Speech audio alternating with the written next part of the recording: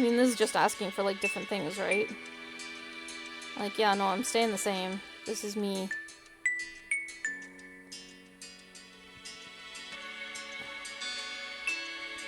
A ring?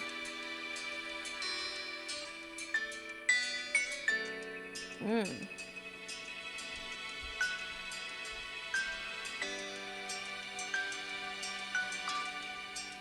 headscarf? Oh my goodness. Why did I keep going right? Oh, there's different types. Okay. Oh, there's a third type. Okay. Oh, okay. Nail length. Nail color.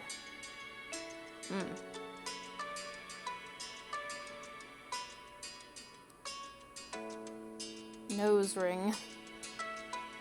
Oh, wow. Okay. No.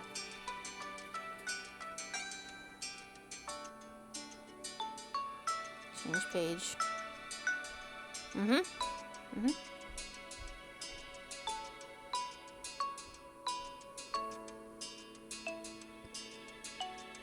Earrings. Can't even see any of them.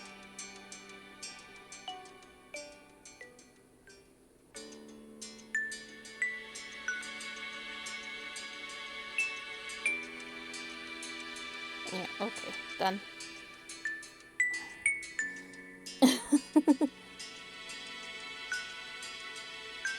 I mean, nervous and different. Yep. Nothing different has changed. I'm not gonna bother changing him.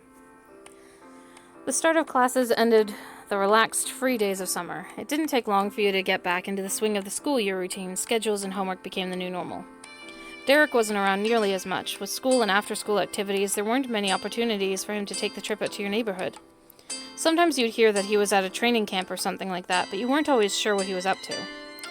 But you still kept in touch over the phone as best you could. You kind of lost contact as time went on. Aw. I mean, the bottom one is nervous indifference, right? I know indifference is technically for Cove, but, like, I'm considering it for, like, general. Aw. The Jeremy kid did disappear after that summer, and no one ever heard from him again. And no one heard from him again. Where he went or what he might be up to was a mystery. More summers came and went like the waves on the shore coming in and out. In your second year of high school, someone new started to visit Sunset Bird. A sunny girl named Terry Brooke. She was a friend Cove made, due to them both being ocean-obsessed. Cool. With how often you ended up interacting with her and how openly sociable she was, Terry became part of your friend circle as well. Terry was tight with another girl who you had known distantly from school for a long time, Miranda Eckert. You saw more and more of her as time went on, thanks to Terry and Miranda's own outreach. After a while, Miranda developed a real friendship with both you and Cove too. So Terry and Miranda are my new friends. As for your home life, like the Roses also had developments. Changing laws and public perception countrywide made it possible for your moms to openly wear their wedding rings without questions. Though they had a wedding years ago, it was only recently that the union was officially recognized everywhere in the US. That was a good day, to say the least. Elizabeth came into her own and stopped being quite as irritable. She'd no longer worried about perceived childishness as she grew up for real. She didn't even mind being called Lizzie again, although most people used Liz. She eventually graduated high school and moved out to attend college in another state. Oh, Liz is off to college. In another state, at that. It was a lot for you to adjust to your older sister being gone. Liz never let you forget her role in your life, though, and kept in touch. Cove's relationship with his family improved over the years. Kyra visited several times after that summer, and things became easier between the two. He was also closer with his dad than ever before. You knew they talked more, and that helped prevent a lot of friction before it could start. However, Cove grew into someone no one would call social. Oh no. He kept to himself usually. He cared for the few connections he did have, but didn't reach outside them. Cove's interests had shifted from when he was younger. He still enjoyed athletic activities on occasion, but now he gave time to more studious endeavors as well. Between the two of you, things were the same as they had always been. You and Cove were simply people who lived next door to each other. You interacted as needed or convenient, no more, no less. At least both of your parents had finally given up trying to make you friends, so that was a positive development. It was strange to look back on it all. The future faded into your present, and then it was simply the past.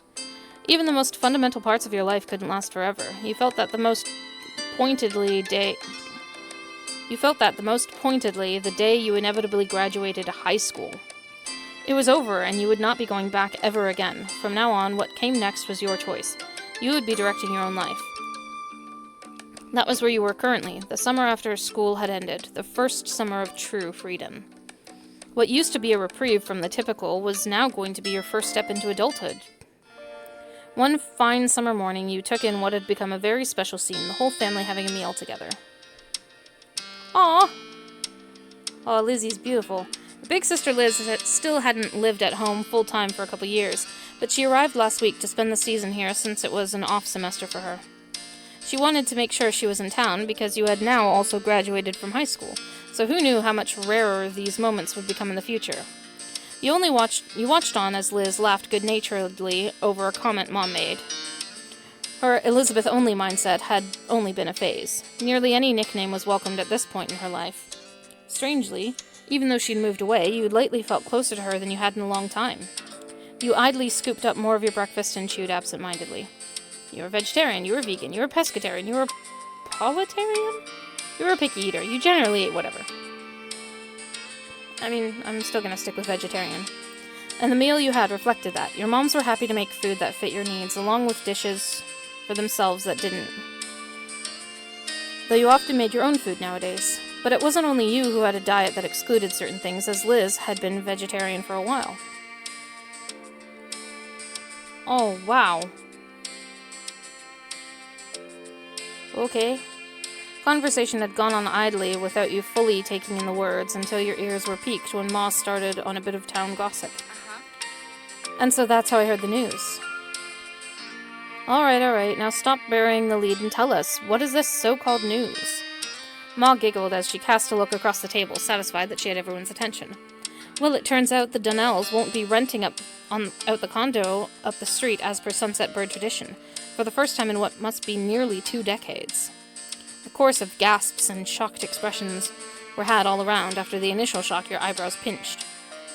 Ma may consider them by name, but you and Liz always viewed them exclusively as the mean old couple who would yell at anyone under 25 who crossed their paths. Your ma continued on with the story, spreading strawberry jam over a piece of toast as she did so. They've decided not to take big trips anymore. Friends and family will be visiting them at their home. That's nice for them then. Have a good summer, mean grandparents with no grandkids, away from us. That's a relief. It's kind of sad they can't travel anymore. I hope they're still okay even if they're mean. My thoughts exactly, Liz. Finally they can piss off. You didn't have anything to comment on that development. Be nice, Liz. You don't want to end up like them, do you? You and your sister cracked smiles at the joke. At least they won't be here to yell at my children anymore. Lonnie. And that blunt comment got laughter from all three of you. Engrossed in conversation once more, you continued to chat with your family until the meal was over. Step 3. Third time's charm. As it went, once the food was eaten, the cleanup had to be done. Liz took the role of washing the dishes and passed them to you for drying and putting away. You had a set of cups in front of you that needed to go on the top shelf of the cabinet. It was effortless to do. You were very tall. The task was pretty straightforward for you. You were tall. You had to stretch, but it was doable. You were average. It was a struggle to get them up without a stepping stool. You were short. A stepping stool was mandatory for you. You were very short. That was simply your lot in life. You'd always been vertically challenged. You felt great about how things were. You hoped you might still grow more. You wished you had stopped growing earlier. You didn't think about it much. You didn't even know what to think about it. That was a struggle for you because you remember how you used to feel so content about it when you were younger. Liz shook you out of your internal musing by starting up an impromptu conversation. She seemed to be voicing the thoughts that had been buzzing around in her own head. I have to say, going back for another semester this fall is pretty intimidating. You'd think after the first year or two I'd have a handle on things, but no. You stole a glance at her, still placing cups in the proper place. I guess it's only fair. My first round was pretty general classes, and year one of my architecture major was the basics. She's gonna be an architect. Now it feels serious. I actually have to know some things. The laugh she gave was flippantly airy, but the way she scrubbed at the plates held more force than necessary. I know you can handle it. I think it's really cool you want to be an architect. It don't sound hard. You simply shrugged. You merely listened to her venting. There wasn't much you could add to it. Your older sister's mouth quirked into a small smile. It'll be fine, one way or another. Oh, but I'm not trying to scare you away from college, if that's even your plan. What is going on with that, anyway? You had a solid plan set for a long time. You came to a firm conclusion recently. You had kind of a general idea. You had absolutely no idea. You hadn't even let yourself think about it. It was too much. You had absolutely no idea. You answered the question as much as you were able and willing to. Liz's smile grew more reassuring as you did. You made it through 12 years of full-time education already. You still got plenty going for you. Sometimes it still felt hard to believe your public schooling experience was over. In the end, you graduated top of your class. You soared with high marks. You had to work extremely hard but were rewarded with great grades. You had been an average graduate. You struggled to reach the benchmarks, but made it. You didn't try hard, but made it regardless. Average. And you were going to miss it, and you felt satisfied leaving off there. You wish you could have gone better. You were just glad it was behind you. You passed, it was fine, and now you could do what you wanted with your time. Liz picked up on the silence her question ended up creating. She decided it was time to make a closing statement on the topic. You're a good kid, Risa. Do what's best for you, and we'll be here to back it up. Thank you. At that, Liz happily passed the final dish your way. She waved a soapy-soaked hand as a farewell and moved on to her next task for a cleanup job. You refocused on getting the last pieces put back where they belonged. You eventually moved on to a new chore, but that was interrupted by the sound of your cell phone. It was the phone's default ringing tone. You had used a silly novelty song as a ringtone. You'd set one of your most beloved songs as the ringtone. The phone was just set to vibrate. I mean, true. Not even true. I'm completely silent, so. You casually picked it up from the table where you had placed it earlier. The phone was a couple years old at this point, having been a 16th birthday gift from your parents. They decided which model to get, but you got to pick the color. It was... Ooh, colors. Purple. And it was just a phone. You didn't do anything to decorate. It had a special charm attached to it. The screen lit up as you gave the little device a swipe with one finger. You were informed by caller ID that it was Lee. You weren't surprised. Despite having busier and busier lives and not living in the same town, you still had a good relationship with your cousin of the same age. Especially once the miracle of the both of you having your own phones actually happened. She got hers first, though. Tapping at the accept button, you answered her call. A familiar, bubbly voice came through right after. Hi. Hey, Risa. Hi, Lee. I trust I'm not interrupting anything major. Only some cleaning around the house. Oh, then you're welcome for my call. A distraction from that must have been desperately needed. Yes, thank you, my dear cousin. Hey, I love doing chores, she joked. I like cleaning, you protested earnestly. It's good to hear from you. Even though she couldn't see it, you shook her head at that. She giggled, and you could hear the jangling of the jewelry she must be wearing. Nothing amazing is happening for me either. I'm bored and felt like chatting. My morning shift ended, so I'm free for the rest of the day. Woo! That's good. You were off from your part-time job today. You hadn't started working anywhere yet, so you couldn't relate. Unlike you, Lee had started dipping her toes into the workforce as of late. It made keeping in touch frequently even more complicated, but you both managed. What about you? It's been pretty normal. Cool. That's you then. So, how's Mr. Cove Holden doing? There was a friendly sense of genuine curiosity in her tone. She had always thought well of him. But that name was incredibly familiar to your ears. Cove, your next-door neighbor for the past decade at this point. In some ways, it felt like such an unbelievably long time to have known a person, but on the other hand, it felt like almost nothing. It probably couldn't be helped. Being close in terms of housing didn't mean the two of you spent tons of real time together, especially nowadays. Been partying with the boy away? Or is he back? No, Lee, he isn't here, just like he wasn't here yesterday, or the last time you asked, or the time before that. Sorry. Aw, my bad. Can you blame me? Doesn't it seem like he should have made his grand return already? Plus, I want to visit soon, and he needs to be there too. You could understand where she was coming from. This was certainly outside the norm. For the past couple months, and the last few weeks especially, Cove had been going to his mom's place in Nevada.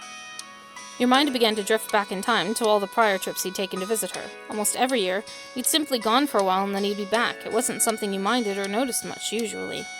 That's how it was in the past, but lately he'd been trying to see her as much as he could before taking long trips to another state became too impractical to do. His part-time work could become full-time soon, or he could be moving somewhere else for school. Cove hadn't actually been entirely clear what his plans were after graduation. That wasn't something the two of you had a reason to chat about. Maybe we should switch this up to a non-Cove-related topic? Yeah. The rest of the conversation rolled on. Not much longer, though. Lee had to go, and you needed to finish your responsibilities around the house. The both of you exchanged goodbyes, and then you went back to what you'd been working on before the call came in. As you wrapped up the last of your chores, you were approached by Liz wearing a cheeky smile. I've got Mom's keys. Want to get out of this tiny town to do some shopping in a real city? I can do that if you want me to come. Good. I'm driving. That was obvious you didn't know how to drive. You were glad for that. You still just had your learner's permit. Even though you could drive too, it was her plan. She could do what she wanted. It was nice of her to do that. You had a license, but tried to avoid driving when possible. Anxiety. Go get your wallet and anything else. We're going now. With a nod, you made a quick detour to collect some stuff from your bedroom. You had money saved up from gifts you'd received. After making sure you were both fully prepared for the long haul to the largest city in the surrounding area, you buckled into the car. It was a smooth ride there, with light conversation about what shops to stop at and the radio blasting. Liz controlled what was played, but she made sure to pick songs she knew you liked. It was something the two of you had always done for each other. The trip there breezed by. Oh, she picked songs I liked, because that one time she was really upset I picked songs she liked. Because it was something we always did for each other. Aww. The trip there breezed by, and in what felt like no time, you had gone from cruising down the road to cruising through the mall. Liz had her interests to check out, and you yours. Your hobbies and skills were still the ones you developed when you were younger. You had gotten into new things since you'd grown up. No, I'm the same. When turning a corner down a new length of the mall, your eyes caught a little gift store. Your friends and family had recently given you many presents for graduating high school. You realized you wanted to get a graduation gift yourself to give to Cove. You really appreciated what you had gotten. It was thoughtful of them. Eventually, the mall was explored in full, with every shop of note being checked over. Rather than going home, you decided to walk over to some smaller stores nearby. Liz had many thoughts on that topic. Honestly, malls are not a bastion of society. Even if smaller stores require extra distance, the brands are so much more. And then your sister abruptly stopped speaking and walking right in the middle of the path. It was a good thing no one was behind her. She seemed to entirely shut off for a moment. Liz?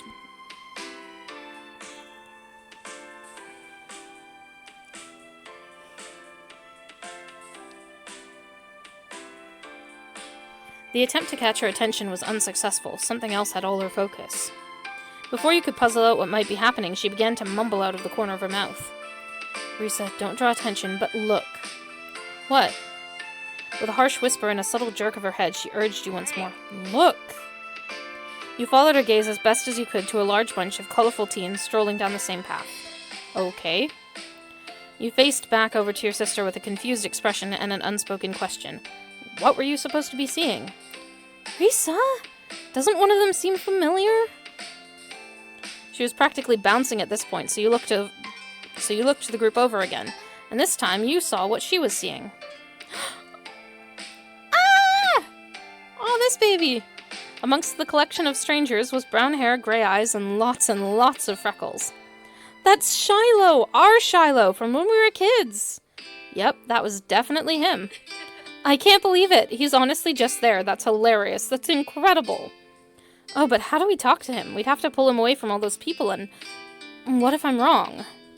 Your mouth opened to reply, but she cut it off with her own answer to the question. I've got it. I'll shout the name Shiloh, and then we can act like it wasn't us. If he responds to that, we'll know without a doubt it's him. Risa, keep an eye out to see if he looks. Liz, can't you just try talking to him normally? We're not doing that. It's a terrible plan. Why do I have to be the one who watches? Let's try it. Fine. You didn't even know how to react. Without even needing a confirmation from you, Liz put her plan into action. Shiloh! She loudly projected the word across the way and then put on an act of casualness, turning her head away from the scene while brushing at the skirt of her dress. In a supremely awkward moment, you could only stand there as attention in the area shifted to the two of you thanks to your sister's shout. But of the many startled bystanders who became altered to your presence, one of them was the boy. From a distance, his large eyes met yours. He looked. With a wide grin took over Liz's face. She pushed the rim of her sun hat up and away from her face while swishing back around to greet her old friend directly. Shiloh! Waving, she stepped a bit closer to express her intention to meet. Without really closing the gap, she wanted him to come to her. Who you presumed to be Shiloh looked surprised at the call-out. He stole a quick glance at the crowd he was with and hesitantly glanced back your way. He was trying to double-check something. Liz remained steadfast with her gaze trained on him, and ultimately he broke away from the rest of them. After a light-footed jog across the brick path, the young man pleasantly presented himself in front of Liz and you. Hi. Hi, I like your hat. Just that simple greeting had Liz giggling. Hey. Hello. I'm not sure if you remember this, but I'm Lizzie and that's Risa. We were all friends when we were little kids. His already wide eyes grew even larger, their gaze darting between you and Liz. His previously chipper demeanor faded into something delicate. I'm really sorry, but I think you have the wrong person. You could tell not being instantly recognized was going to make this exchange more of a challenge. Still, Liz was undeterred. It was a long time ago. You were really young. I get why you feel like that. However, I'm positive I'm right. You're exactly the same. That face, the freckles, how genially you try to phrase things. You're even still wearing a hat. Instinctively, he looked up at his headwear with creased brows, not making the connection on why the hat meant something to her. Okay. We knew each other, okay? An uneasy smile settled on him as a silence followed Liz's speech. He was picking his next words carefully, and then the quiet was obliterated by a new voice bursting into the conversation. Shiloh, what are you doing? The rest of the group already left. A field trip is not a vacation. We're on a schedule. Startled, your head snapped toward the path. A distinctly unhappy individual with piercing magenta eyes, dark brown skin, and a sharp jaw stormed your way. He carried a cloud of authority with him, despite looking like he wasn't even 18 yet. Sorry, I didn't mean to ditch. Shiloh, whose name was now officially confirmed, gestured with a hand to add to the explanation of his absence as the stranger watched him impatiently. They thought they recognized me as someone they knew, but it was a tiny misunderstanding. Liz theoretically, as well as literally, put her foot down at that, stomping in frustration, and getting more childish the longer she was around her childhood companion. Come on. We do know you! Shiloh merely shrunk in on himself. The tone he spoke with was pained. Sorry. You honestly couldn't tell if he was apologizing for the upset feelings of your sister or the palpable dissatisfaction of his new acquaintance. That in itself was very Shiloh-like. Oh, you know him? Is that it? The stranger spoke in a dismissively scoffing tone, as if the word sounded so absurd to him it was almost amusing. Almost. But the sternness of his demeanor quickly reinstated itself. Well, do you know me? I'll tell you. I'm someone who has been forced against his will to be aware of what's going on in Shiloh's ridiculous personal life for a year. If the two of you had any importance in his general day-to-day existence, it would have come up by now. Don't bother trying to exaggerate any trivial connection you might have. It's not good enough. He's with us, and you'll survive without him. Now stop loitering in the road. It's rude. Excuse me? We're the rude ones? The high-strung ranting got an audible gasp from Shiloh, who finally started to speak up again in defense. Nate, that's really mean. It's also true. We're leaving. With that declaration, the unofficially introduced Nate indignantly spun on his heels and walked speedily towards where the group went, completely confident that Shiloh would follow behind. Oh, people can sure have bad attitudes, huh? Why can't they just try to get along?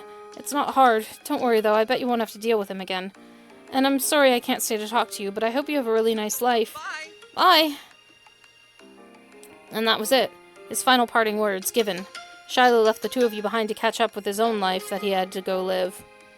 Liz watched his exit, stunned, only to frown when it hit her that he was really gone as quickly as he appeared.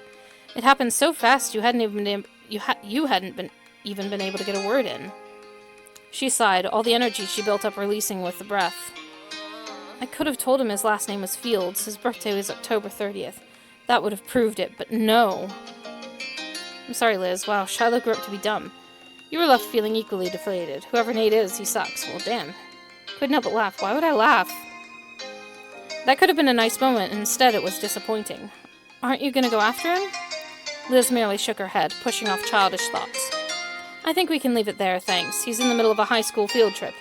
It was enough already being able to see him. There's something reassuring about witnessing firsthand that he's still out there, enjoying his own part of the world.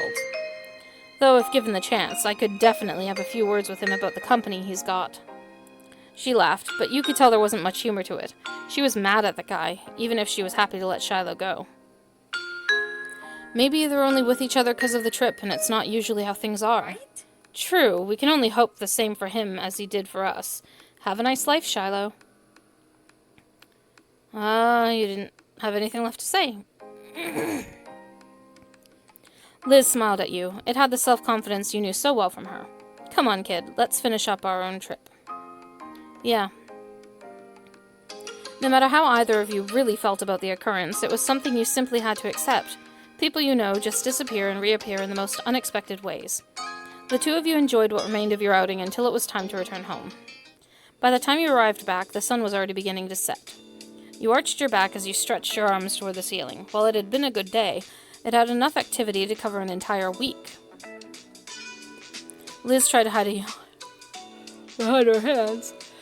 You weren't the only one feeling worn out. I'll be heading up to your room, the guest room, since mine stopped being available as soon as I was out the door. Her tone was light. She had quite a lot to say on the subject when you'd first taken over her bigger room after she'd left for college, but there have been many trips back home for her since then. The room hasn't been hers for years. It was more of a running joke now that she continued to bring the topic up to this day. Let it go, Liz. I didn't see your name on it. Thanks, Liz. It's a really nice room. Thanks for being so gracious about giving it up. Just wanted to follow in my big sister's shoes. I'm sorry.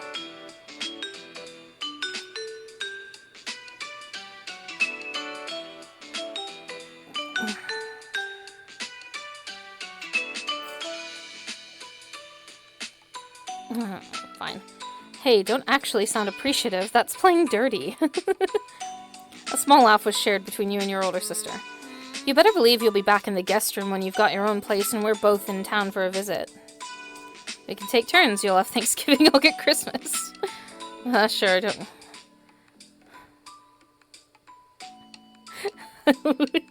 You'll have Thanksgiving, all Christmas. Sure. Your sarcasm won't save you here. I'm taking that as an agreement. She flashed her familiar grin, and you couldn't help but feel glad she was back around, even if it was temporary. With that, she plodded off to the spare room. You were ready to do the same. Moving into a new space was your first opportunity to decorate from scratch. Design your room? Okay, I think I'll settle on this. You were really satisfied with the feel of your tiny part of the world. You dragged your weary body into your bedroom. Your bed beckoned. Aw, nice. After arriving, you lay down on it, staring up at the ceiling as you mused over how to spend your evening and thought back on the day's events. With a busy day behind you, it was nice to have some space purely to think. Time slipped by, the evening turning into night. The peace was broken by a buzz of the doorbell. You went to answer it. You ignored the sound. Someone else would get it. Your room was the furthest from the door. Even if you went to the trouble of getting up, it was likely that someone else would arrive there first. Only a minute or two passed before your phone lit up, letting you know you'd gotten a message from Liz. It read, "Please go get the door. You wouldn't make me do it, would you?" As soon as you'd reached the end of the first message, another came through. "It's not even my house anymore. So much for leaving it to someone else to answer. You're resigned." The door needed answering, and Liz made it clear that she wouldn't be the one to do it. Sighing, you rose from the bed and went yourself. You reached the front door, unsure who to expect this late in the day. Given how far out you lived from others your age, it was unusual to have people stopping by unannounced. Shockingly, Cove Holden met you on the other side. It was something that happened many times in your life, but you hadn't realized he was back in the neighborhood. Hey. His hair's short. Hi. He cleared his throat. Despite coming voluntarily to your door, he seemed uncomfortable to be put on the spot. Happy graduation? His appearance and his message only surprised you further. You wondered how long he'd been around for. Living so close by meant that it was hard to miss when he was there. However, this was about the first time you'd seen him this summer. I thought you'd never come back. Happy graduation to you, too. What do you want? Sup, man? Happy graduation to you, too. Thanks. Encouraged by your response, a careful smile sprouted on Cove's face. Mostly I was just checking in. Your moms wanted to know when I'd be home. What with it being a pretty long trip and everything. Could you tell them for me? Sure. Nope. You nodded. He shrugged. What did they care about that? Sorry they bothered you about that. You nodded. I was fine, and agreeing was the path of least resistance. Okay, thanks. He raised a hand and waved. Bye. Bye. I guess I'll see you around this summer. You hadn't been expecting Cove. The news you'd been meaning to tell him had slipped from your mind when he turned up unexpectedly. It came back to you now. I saw Shiloh today. Huh? Shiloh? Cove repeated the name, his expression blank. From when we were kids. Cove pondered for a moment, then snapped his fingers. Oh, he was the freckly boy from that first summer, right? The one who moved? Uh-huh. I met someone called Shiloh. He looked just like the Shiloh from back then. Well, you waved a hand, acknowledging the passing of time and so forth. Cove nodded understandingly. He didn't remember me. Then he had to go. Cove frowned. That's, I don't know. Too bad I missed it, though you knew him better than I did. That was definitely true. Not only had Cove known Shiloh for a shorter period of time, but he and Shiloh had never quite gotten along. Not that they were enemies either, just kids who were only ever together because of other people they both knew. I wonder what Shiloh's up to these days. I don't have any idea. He didn't say much. Oh, well. That was everything you had on that news item, so you moved on to the next big update. Also, you know the mean old neighbors, the ones who would always yell at us? He cringed, recalling those particular memories back in the day were not pleasant for even someone as nostalgic as him. Yeah? They're not coming. They didn't rent the condo this summer. Cove's jaw dropped. You didn't blame him. The elderly couple had been an institution for as far back as you could remember, long predating Cove's arrival. Even now as a teenager, you found your neck pricking as you walked by their condo, half expecting a scolding for breathing the wrong way in the vicinity of their vacation home. It was strange to think of that coming to an end. Wow. Cove blinked, clearly struggling with the idea in the same way you had. I didn't see that coming. People being gone, people coming back. Feels like I've missed a lot. This has been a pretty busy summer already. Well, you haven't missed the fireflies. They haven't shown up yet. Thanks for letting me know. But I'm gonna get going now. See you. You just caught him turning to head home as you closed the door behind him. Neighborly duties dispensed, you could now get back to your evening. It seemed that no sooner had the night begun that it was already at an end, and the dawn of a new day was soon upon you.